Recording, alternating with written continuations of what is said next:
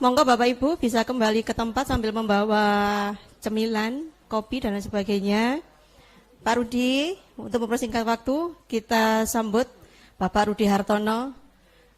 Hah? Baru kali ini saya dipesani ojo suwi-suwi. Loh, biasanya saya yang butuh ojo suwi-suwi gitu. Enggak, ini malah pematerinya gini, ojo suwi-suwi yo. Loh. Lah kan apa kata pematerinya? Kok malah saya?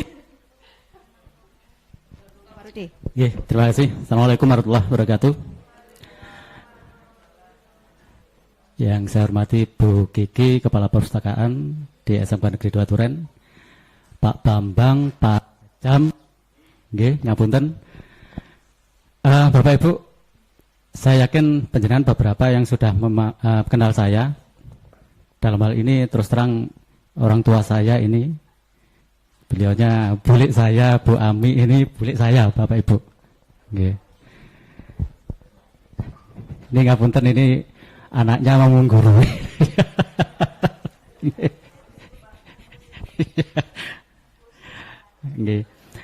Jadi gini Bapak Ibu, kita hanya sharing saja, kita hanya memberikan informasi apa yang pernah saya tulis, mungkin beberapa trik. Nah, dalam kesempatan ini terus terang saja, tadi malam, kemarin ya Bu Kiki ya, ini saya sempat shock sebenarnya. Artinya shock tadi Pak Bambang atau siapa ya tadi yang berikan, saya shock Pak gitu. Gus, gitu ya. Nah Gus Im ya, shock. Nah saya enggak tahu shocknya shock apa ya kalau saya. Nah, perkenalkan terlebih dahulu Bapak Ibu yang tidak memahami saya, belum mengenal saya Rudi Hartono. Kebetulan mulai berdinas di sini tahun 2011. Awalnya ngapunten keliling Bapak Ibu, mulai dari SMA 1 lagi, itu tahun 92 sampai tahun 2000, tahun 2000 sampai 2006 ada di SMA Widya Dharma, 2006 sampai 2011 akhir itu ada di SA1 Sumber Mancing Wetan. Di tengah-tengah itu saya juga diminta bantuan di SMK Widya Dharma waktu itu. Nah sekarang menetap di sini. Mudah-mudahan tidak pindah lagi. Saya senang di sini, karena dekat. Ya, kalau di Sumber Mancing saya melampaui 50 kilo, sekarang hanya saya tempuh 5 kilo. Baik Bapak Ibu, ini sedikit saja. Karena saya diminta nanti mengganti sebuah pemateri, ya ini saya pokoknya saya cuplik-cuplik begitu. Ini bukan dari karya saya sendiri, tapi ini ada cuplikan-cuplikan, tapi nanti di beberapa tengah-tengah saya akan memberikan informasi apa yang pernah saya lakukan. Okay.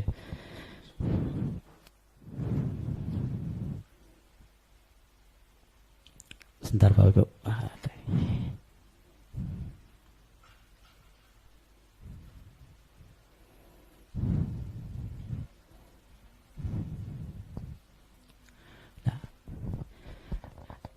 Saya hanya nyontek saja nih Bapak Ibu, bener lah, nulis itu susah. Nah, kalau awalnya, itu syuting. Awalnya memang bagi saya susah banget Bapak Ibu. Artinya susah itu apa yang akan saya tuliskan? Saya nggak pernah nulis itu paling ala kadarnya, pokoknya dalam pembelajaran yang selesai ya sudah. Gitu. Tetapi karena background saya seorang guru BK itu di beberapa sekolah ada yang masuk kelas, ada yang tidak. Nah, sehingga di sini, waktu di sini saya tidak masuk kelas Bapak Ibu, sehingga bisa seperti profesi seorang dokter, layaknya begitu. Jadi ada yang bermasalah, ada yang ingin konsultasi, wes kayak dokter gitu loh Bapak Ibu ya. Ya saya senang saya. Nah, berbekal dari situ saya akhirnya berpikir, kira-kira apa yang akan saya sampaikan kepada anak-anak? Apa angan-angan saya yang bisa diterima oleh anak-anak? Sejauh ini kalau saya masuk kelas itu hanya terbatas. Maka muncullah ide saya. Apa yang saya pikirkan akan saya tuangkan dengan cara menulis sebuah buletin. Jadi 1 bulan mungkin 2 minggu sekali saya keluarkan buletin saya. Misalnya tentang kekinian anak-anak itu apa, itu saya tulis. Atau mungkin ketangguhan seorang pelajar, nah, misalnya begitu ya. Apa itu saya tulis. Nah, dari situ saya munculkan sebuah buletin di setiap minggunya waktu itu.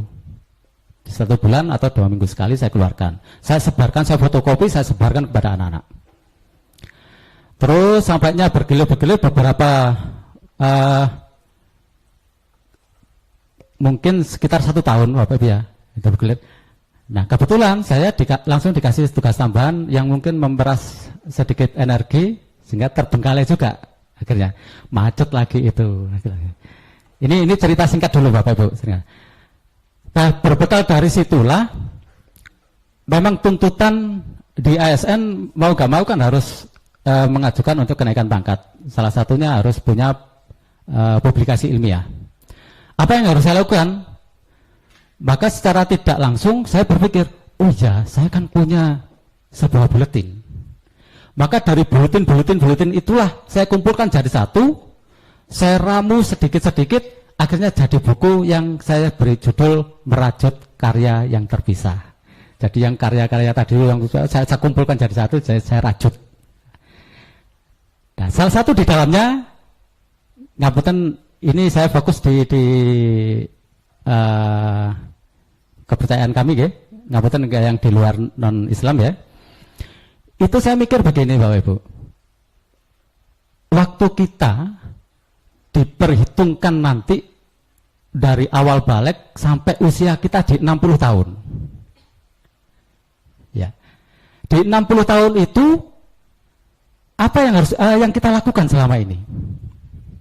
Tidur berapa jam? Berkarya juga berapa jam? Ya, dan lain-lain. Ibadahnya berapa jam? Nah, di situ saya tulis runtut mulai dari 1 hari 24 jam, berapa detiknya, berapa menitnya, berapa jamnya. Saya ingin menganalisa di sana. Setelah saya analisa, saya turunkan tidur rata-rata kita pakai 8 jam misalnya. Ternyata luar biasa ketika kita hitung mulai dari usia kita di awal balik 12 tahun sampai nanti 15 tahun katakanlah, sampai usia kita 60 tahun dikurangi menjadi 65 tahun ya, dikurangi menjadi 50 tahun lah misalnya. Maka tidur kita itu ternyata mencapai kurang lebih, kalau tidak salah ingat penulisan saya ini karena sudah lama Pak Ibu, mencapai 25 tahun kalau tidak salah. Hanya untuk tidur. Ya, kita hitung itu ya. Terus ini kembali ke semula, ibadah kita. Ibadah kita, sholat waktu kita 5 kali kan? Ya? Saya hitung paling banter 10 menit misalnya untuk sholat fardunya. 10 menit itu, kalau saya biasanya jadi sudah selesai. Tapi saya hitung 10 menit. Nah, ketika saya hitung 10 menit, ternyata apa yang terjadi? Ngapunten Bapak Ibu, ibadah kita yang runtut 5 waktu itu hanya mencapai 2 tahun. Nah, untuk bila mindal gini saya waktu itu, ya Allah, ternyata begini. Nah, ternyata kalau begitu, apa yang sering banyak kita lakukan? Ternyata kita sering tidur, sering lihat TikTok, lihat itu yang paling sering kita lakukan. Terus apa kreativitas kita? Itu yang sering muncul di benak saya sebenarnya Bapak Ibu. Nah, ini yang terjadi. Oke, nanti kita lanjutkan ini dulu Pak Bengke.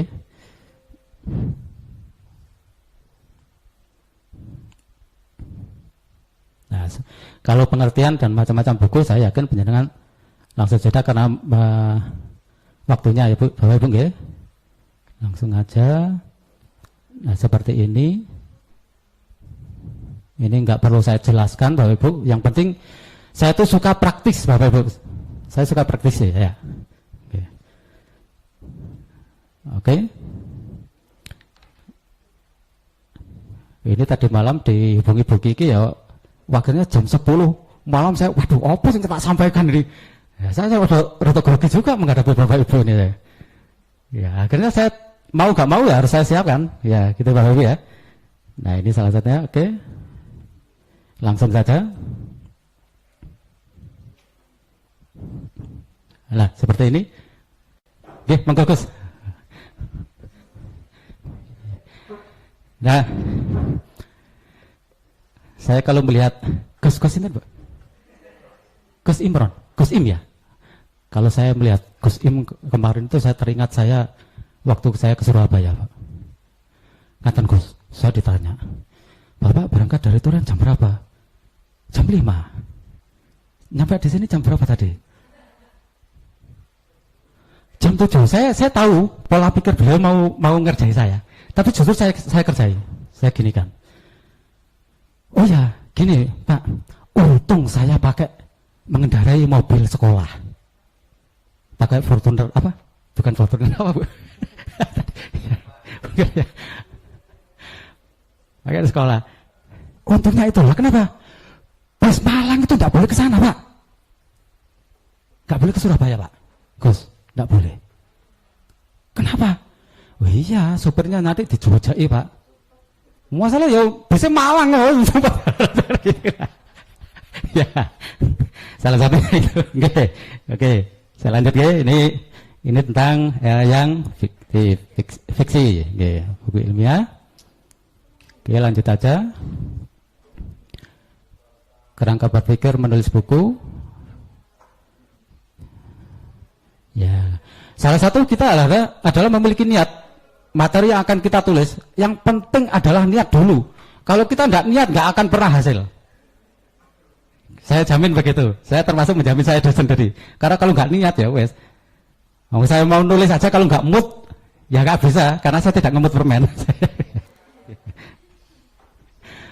Oke, satu, isi memenuhi. Kedua, sistematis. Ketiga, mudah dipahami. Ada contoh. Terus bagan dan gambar. Ini. Nah, terus prediksi jumlah pengguna. Kira-kira kalau saya bikin buku ini materi dulu, Pak ya. Kalau saya bikin buku ini, kira-kira nanti yang menggunakan berapa orang ya? Atau dibaca oleh berapa banyak orang? Minimal begitu. Nanti kalau masalah rezeki itu akan mengalir dengan sendirinya. Setelah itu kerjasama dengan penerbit yang profesional. Nah, terus terang saya kerjasama dengan Bu Kiki. Bu Kiki menawarkan waktu itu, Pak, ada penerbit seperti ini. Waduh, saya ragu, Bu, kira-kira payung nggak ya? Nah, tapi beliaunya tetap mensupport saya, akhirnya saya oke saja. Dan pada akhirnya, goal langsung diproses dan langsung ber-ISBN. Nah, saya bersyukur di situ. Maka dari hasil itulah saya akan kejar, saya berikan untuk kenaikan pangkat saya waktu itu. Ya. Menjadi buku bestseller. Oke, berikutnya. Cara mudah menulis buku. Ini saya percepat ya, Bapak Ibu ya.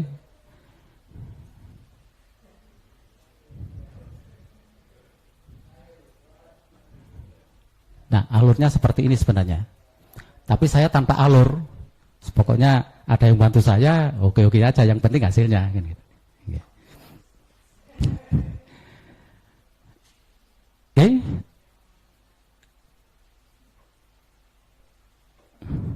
Nah, keberadaan ilmu ini ada di orang ya, ada di tangan ketika kita nulis, dan ada saat kita berbicara begini.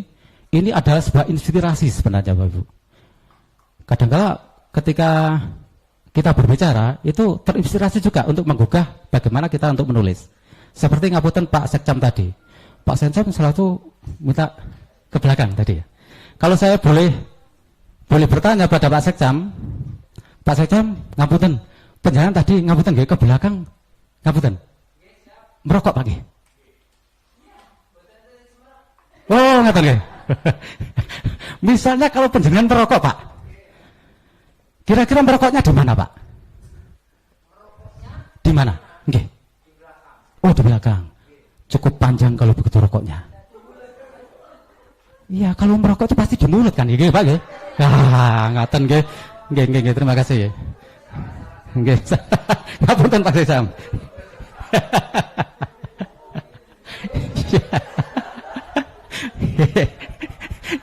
Jadi tangan dan di mulut. Jadi rokoknya ada di tangan dan di mulut sebenarnya untuk kalau merokok. Oke. Oke. Oke, saya lanjutkan. Manfaat menulis buku, Bapak Ibu. Ini memang saya rasakan. Walaupun tidak begitu ajak sekali saya menulis. Nah, sebagai guru atau media suara, seorang pendidik melaksanakan PKB, ya profesi berkelanjutan ya, yang jelas ini. Terus pendidik itu mentransformasikan iptek, ya itu bisa di pause, monggo. Oke, saya lanjut.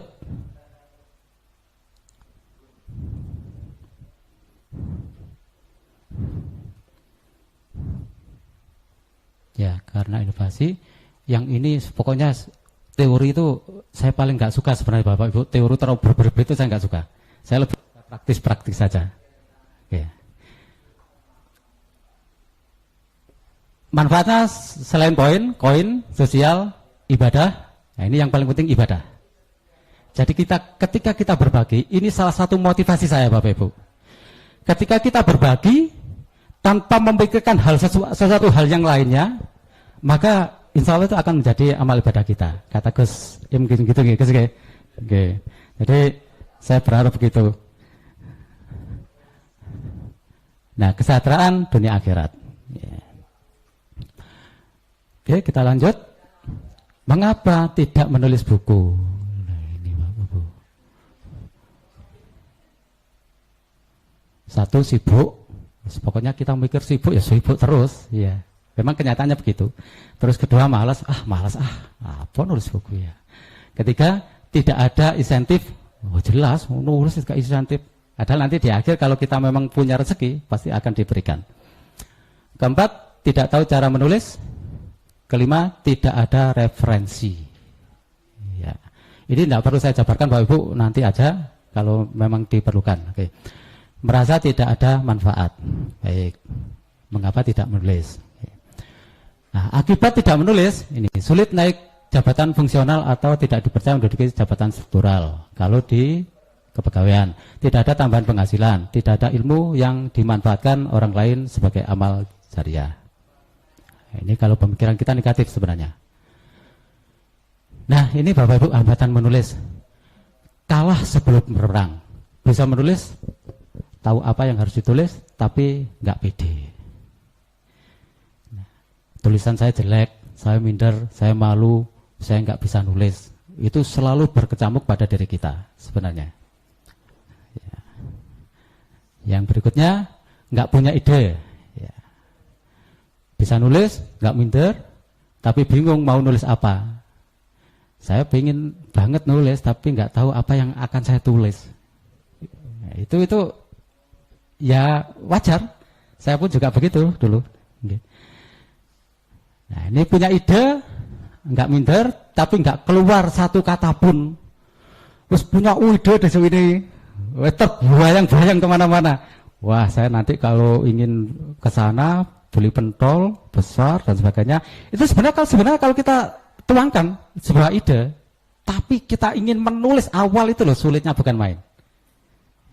Nanti saya berikan trik ya Bapak Ibu. Kalah sebelum berperang, majulah ke medan perang. Nah, ini yang saya pikirkan.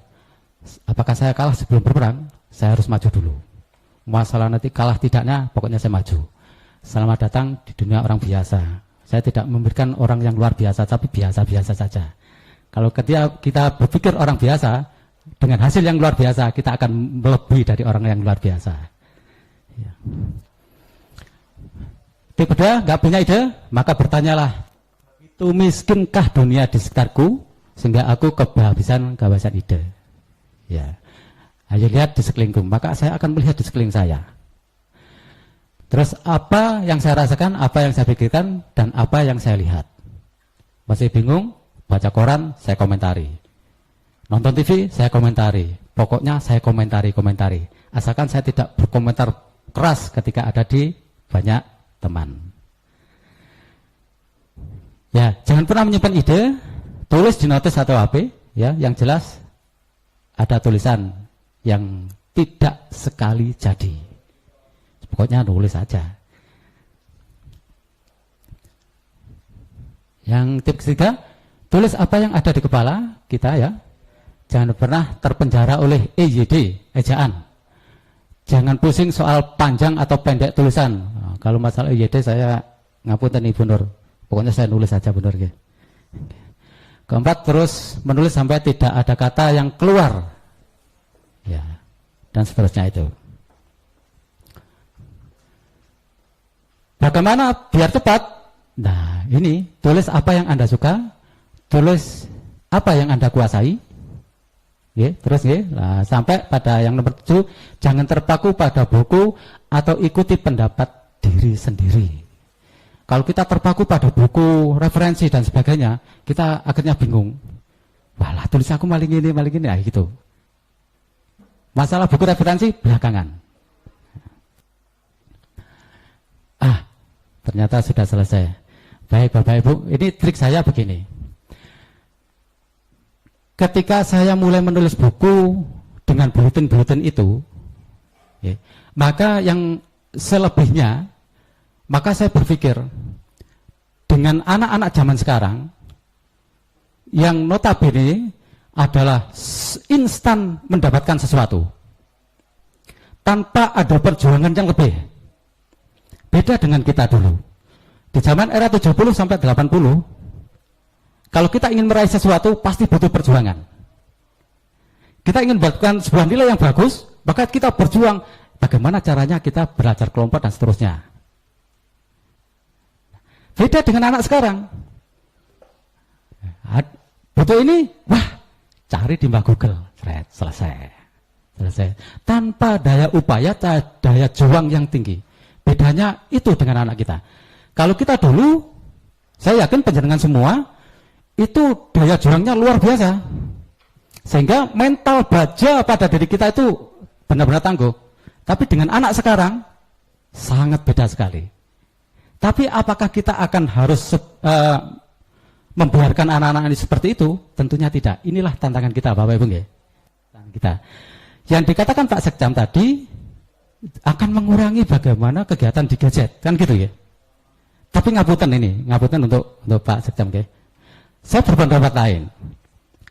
Justru bagaimana mengupayakan fasilitas gadget itu supaya anak-anak bisa mengembangkan keilmuannya. Bukan dikurangi, tapi kita giring supaya anak-anak itu bisa lebih mendalami ilmu-ilmu yang ada. Termasuk bagaimana cara menulisnya, bagaimana cara memulainya. Nah, salah satu cara yang saya pikirkan adalah begini. Kalau kita nulis di gadget yang keep itu ya, Bapak Ibu ya, keep ya, ada keep ya. Kita tulis di situ. Kan kelamaan toh. Kita nulis mikir tapi nulis kelamaan. Kita berikan fasilitas yang ada di WA, kita klik yang untuk invoice itu kan bisa ya, Bapak Ibu ya. Bener invoice ya, Bu? Bahasa voice note ya. Oh, invoice sampai bahasa Inggrisnya memang amburadul saya. Kita klik di situ, kita ngomong saja, maka akan keluar toh. Maka itu kita transfer ke keep tadi. Wes kita tanpa mikir ngetiknya, pokoknya kita ngomong saja, maka akan keluar dengan sendirinya. Kita copy paste ke situ. Dari berbekal itulah, maka secara tidak langsung kita akan menambah beberapa ide-ide yang ada. Gak masalah apakah itu nyambung atau tidak, yang penting saat ini ada sesuatu yang baru, saya ngomong. Maka muncul, saya copy paste di sana. Suatu saat saya mikir, gimana kalau seandainya ini saya kumpulkan lagi seperti di buletin tadi. Maka dari voice note tadi itu, maka saya kumpulkan. Maka akan jadilah sebuah buku. Berbekal dari itu, saya kembali flashback ke belakang tadi masalah anak-anak zaman now sekarang, kid zaman now. Maka saya kumpulkan ide-ide itu menjadi sebuah buku. Yang akhirnya saya berikan judul Duniaku yang Hilang. Anak-anak kita tidak pernah mengalami zaman kita dulu. tidak pernah mengalami bagaimana permainan yang asik ketika ada di sungai, ketika ada di lapangan sepak bola dan seterusnya. Anak-anak kita saat ini tuh asik dengan gadget ketika duduk di kamar dan seterusnya. Maka kita kenalkan dengan cara seperti ini. Itu yang saya lakukan. Nah, semoga ke depan saya terpikir lagi Bapak Ibu, terinspirasi lagi. Ketika ini kita bagikan kepada semua yang membutuhkan, maka satu, jangan pernah terpikir nanti kembaliannya apa ya. Itu saya nganut Gus Im tadi. Gitu. Jadi insya Allah saya tidak akan pernah mikirkan itu. Nah, ini terbukti Bapak Ibu, ngapunten. Setiap saya berpijak di sekolah, 5 sekolah, dan saya diberikan tugas tambahan di sekolah itu, saya flashback dari perjalanan karir saya. Apakah saya memang ditakdirkan untuk sebuah pembenahan? Ya. Buktinya, ketika saya ada di salah satu tempat, saya pasti mau benahi administrasi dan seterusnya. Saya bikin aplikasi. Terus saya pindah di tempat itu pula juga saya mau benahi. Terus sampai di sini pun saya juga merasakan hal yang sama. Nah, karena saya bidang kebekaan, maka saya buat aplikasi kebekaan, Bapak Ibu. Termasuk ada absensi, ada SPP, ada bos. Nanti itu saya bikin.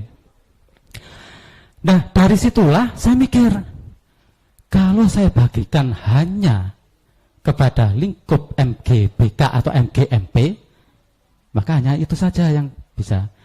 Tapi saya mikirnya ini kan sudah lama, buat apa untuk saya?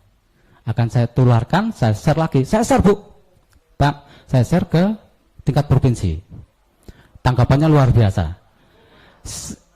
Diakui atau tidak, saat kita diberikan sebuah kehormatan, sebuah penghargaan, hati kita tuh senang.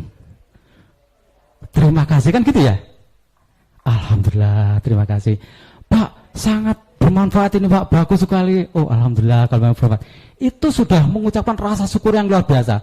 Di balik itu semua Bapak Ibu, ternyata apa yang saya pikirkan dulu ketika saya bikin aplikasi, saya jual,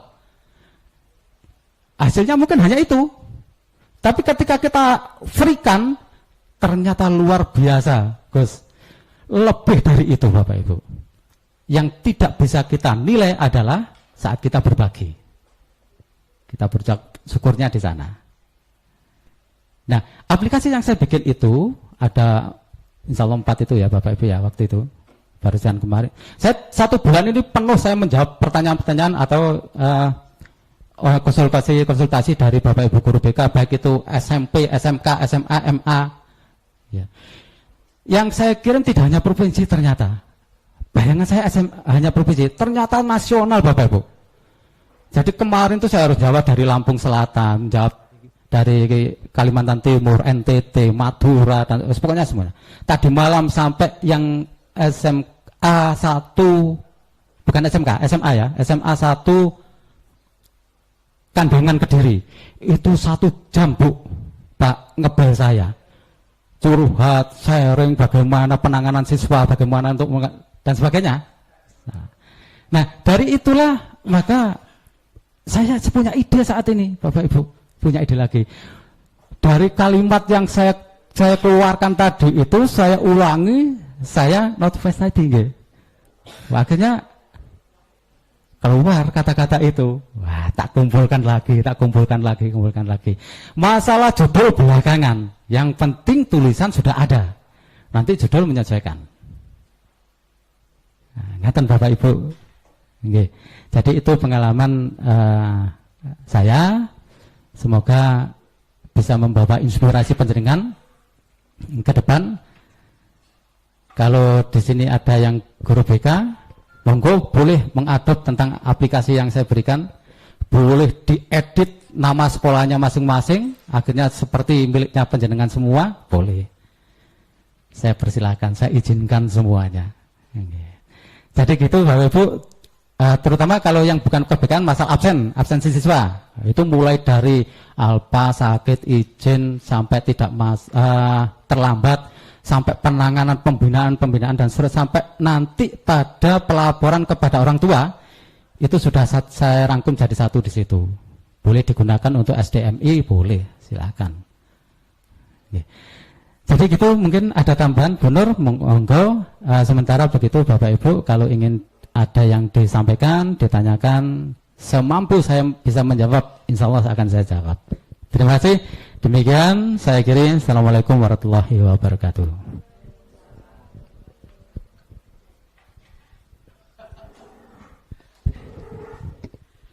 Mohon maaf Bapak Ibu, saya tidak usah berdiri ya. Yang biasa berdiri bapak-bapak. Assalamualaikum warahmatullahi wabarakatuh. Terus terang, semalam saya dihubungi Bu Kiki itu kaget banget. Bu Nur dampingin Pak Rudi, bikin apa? Sudah dampingin aja. Ya udah, saya duduk aja manis di sini. Baik, perkenalkan, nama saya Ibu Nur Hayati, mungkin ada yang sudah kenal saya. Saya sudah lama mengabdi, tinggal 3 tahun lagi saya sudah pensiun. Saya pengangkatan